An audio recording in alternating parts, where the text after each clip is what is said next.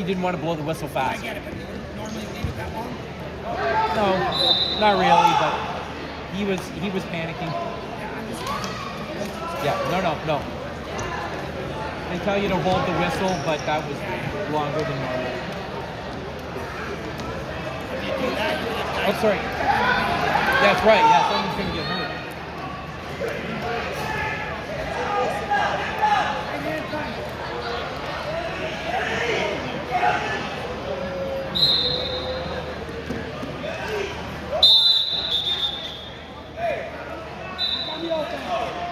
Stick to your gut, kid.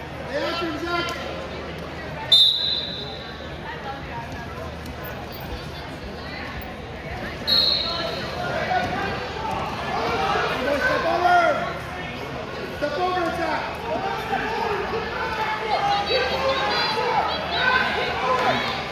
Turn it now.